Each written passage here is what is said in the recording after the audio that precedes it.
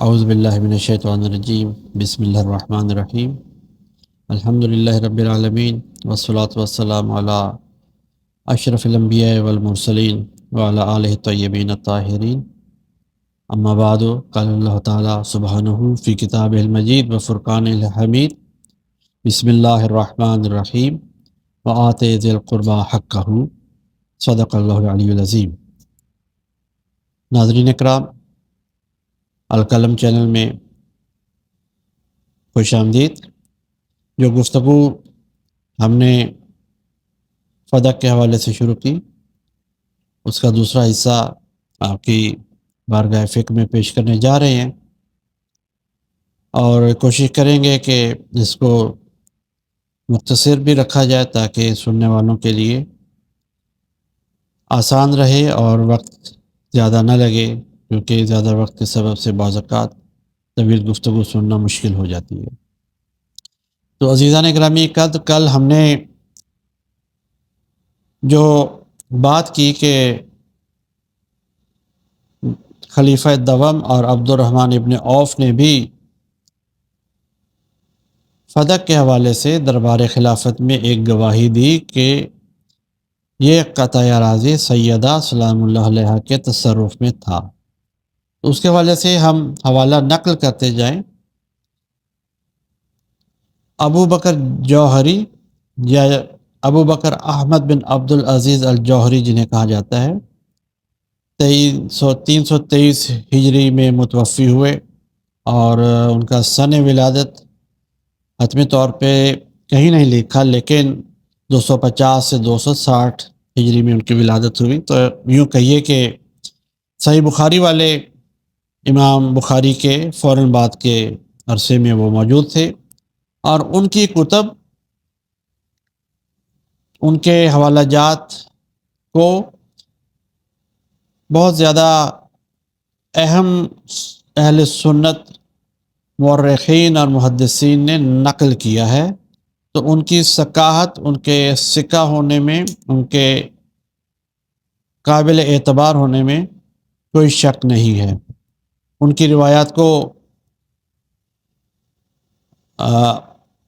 ابوالحدید معتزلی نے بھی نقل کیا، اور دوسرے لوگوں میں جیسے کہ یاقوت حموی اور کئی لوگ ہیں جنہوں نے بعد کے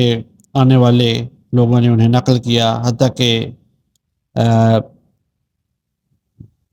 ملا بلازری نے بھی ان کے حوالہ جات کو نقل کیا۔ تو انہوں نے اپنی کتاب الثقیفہ والفدق کے نام سے انہوں نے کتاب لکھی۔ اس میں انہوں نے واضح طور پہ یہ لکھا کہ جب سیدہ اپنا مطالبہ لے کے دربار خلافت میں آئیں تو اس وقت جناب امیر المؤمنین علی ابن ابی طالب، جناب ام ایمن، خلیفہ دوم اور جناب عبد الرحمن ابن عوف، ان لوگوں نے آ کے گواہی دی۔ اختلاف صرف اسی لفظ کے اوپر ہے کہ عبد الرحمن ابن عوف اور خلیفہ دوم نے یہی کہا کہ یہ سیدہ کے تصرف میں تھی۔ کہ جو کل ہم نے بات کی تھی، تصرف سے انکار نہیں ہے، لیکن تصرف کے لفظ سے ملکیت کا انکار کیا جاتا ہے، جبکہ تفسیر در منصور اس کی 4 جلد میں سورہ بنی اسرائیل کی تفسیر میں علامہ جلال الدین سیوطی نے خود لکھا کہ جب، اور یہ روایت جناب ابو سعید خدری انتہائی محترم صحابی ہیں، ان سے نقل ہے، اور اس کے بعد عبداللہ ابن عباس جنہیں مفسر قرآن برادران اہل سنت نے بھی تسلیم کیا، اور اہل تشیع نے بھی ان کو مفسر تسلیم کیا، برادران اہل سنت نے بھی۔ تو انہوں نے اس آیت کی تفسیر میں لکھا کہ جب، اور بہت دلچسپ جملہ انہوں نے یہ لکھا کہ جب مال فے آ گیا تو حضور ابھی فیصلہ نہیں حضور نے کیا تھا کہ یہ کس کو دوں، اور حضور یہ سوچ میں تھے کہ یہ کس کو دوں۔ تو جب یہ آیت آئی اور اس میں ذی القربیٰ کا جب لفظ آیا تو حضور پاک فوراً سمجھ گئے کہ ذی القربیٰ سے مراد فاطمہ سلام اللہ علیہا ہی ہیں۔ تو یہ حق تسلیم کرتے ہوئے قرآن کی آیت سے رسول اللہ نے سیدہ کو فدق عطا کیا۔ اور ان دو حوالہ جات کے علاوہ ایک اہم چیز ہم آپ کی خدمت میں یہ عرض کرنا چاہتے ہیں کہ فدق کچھ ایسا معاملہ نہیں ہے کہ جس کو کوئی بھی کسی بھی عقیدے کا شخص چاہے جتنا بھی اختلاف ہو یہ اختلاف کرے کہ رسول کی بیٹی نے جا کے مانگا ہی نہیں ہے اب دربار خلافت میں. تو اس چیز میں کوئی شک کی گنجائش نہیں ہے، کیونکہ بخاری شریف اس حوالے سے متعدد روایات کے ساتھ بھری پڑی ہے. حتیٰ کہ جو روایت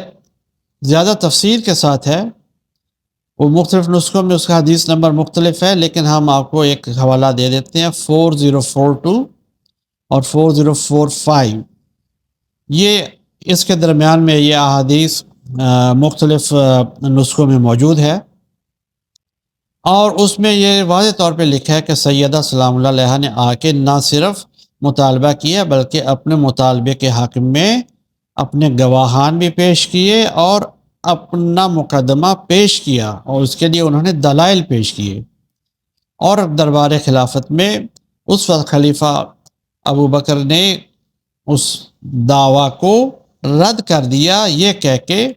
کہ انبیاء جو کچھ چھوڑ کے جاتے ہیں وہ صدقہ ہوتا ہے، اور ہمارے پاس ایسی حدیث ہے جس کے صرف انہوں نے کہا کہ میں خود ہی راوی ہوں کہ رسول اللہ نے فرمایا کہ ہم جو انبیاء ہیں جو کچھ چھوڑ کے جاتے ہیں وہ صدقہ ہوتا ہے، اور اس کا کوئی وارث نہیں ہوتا. ہم درہم و دینار مال دنیا چھوڑ کے نہیں جاتے،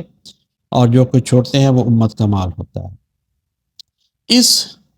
حدیث کے جواب میں سیدہ نے ان سے گفتگو کی اور ان کو اپنے دلائل دیے جن کے اوپر انشاءاللہ ہم آگے گفتگو کریں گے.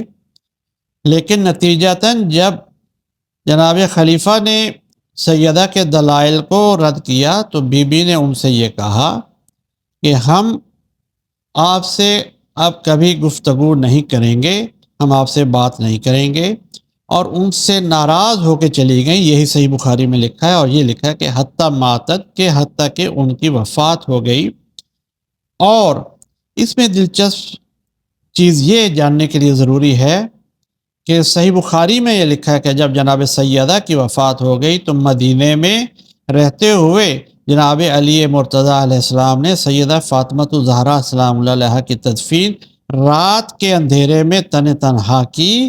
اور مدینے کے لوگوں کو نہیں بلایا. اچھا، اس میں آگے چل کے صاحب بخاری یہ لکھتے ہیں کہ جب سیدہ فاطمہ الزہرا سلام اللہ علیہا کی تدفین ہو چکی تو ایک وہ وقت آیا کہ مدینے کے لوگوں نے علی مرتضیٰ سے بات چیت کرنا بند کر دی، صرف اس وجہ سے کہ انہوں نے خلیفہ اول کی بیعت نہیں کی تھی. اور اس سبب سے آگے چل کے وہ لکھتے ہیں جس چیز سے ہمیں اختلاف ہے کہ جناب امیر المومنین نے ابو بکر کو جو کہ اس وقت خلیفہ تھے ان کو پیغام بھیجا کہ میں آپ کے ساتھ صلح کرنا چاہتا ہوں، اور پھر جناب حضرت ابو بکر ان کے گھر پہ گئے جناب امیر المومنین علی ابن ابی طالب علیہ السلام کے پاس. وہاں کچھ گفتگو ہوئی، جناب امیر المومنین نے اپنی شکایات پیش کی تو خلیفہ حضرت ابو بکر نے وہاں پہ بہت گریہ کیا، ان کی ہچکی بند گئی، اور جب کچھ گفتگو کرنے کے لائق ہوئے سنبھلے تو انہوں نے کہا کہ مجھے آپ کی قربت رسول اللہ کے ساتھ جو ہے اس کا اپنے کسی عزیز کی قربت سے زیادہ احساس ہے. تو ناظرین محترم، اس چیز کا آپ اندازہ کیجئے کہ خلیفہ اول یہ کہہ رہے ہیں کہ جناب امیر المؤمنین سے کہ آپ کی جو رسول اللہ سے قربت ہے ہمیں اس کا اپنے کسی بھی عزیز کے ساتھ قربت سے زیادہ احساس ہے. لیکن صورتحال یہ ہے مدینہ منورہ میں کہ رسول اللہ کے بھائی کو، رسول اللہ کے چچیرا کو، رسول اللہ کے داماد کو، رسول اللہ کے اس بھائی کو کہ جس کو رسول اللہ نے خود پالا تھا اور جو فاتح بدر و احد و حنین و خیبر و خندق تھا، اس کو مدینہ کے لوگوں نے اس سے سلام دعا لینا ترک کر دی، صرف اس وجہ سے کہ انہوں نے